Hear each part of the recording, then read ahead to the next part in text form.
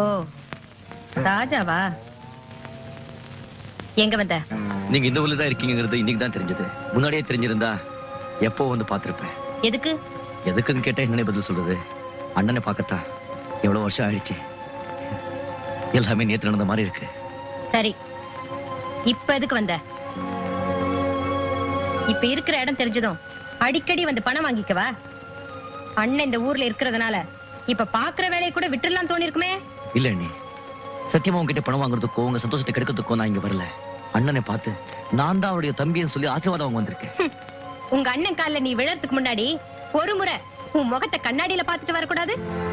சாதாரண taxi driver, ஒரு பிரபலமான வக்கீல், அதுவும் கூடிய சீக்கிரமே ஜட்ஜாவ போறவருடைய கால்ல விழுந்து ஆசீர்வாதம் வாங்குறதுக்கும் அவர் தம்பின்னு சொல்லிக்கிறதுக்கும் உனக்கு என்ன யோகிதை இருக்கு?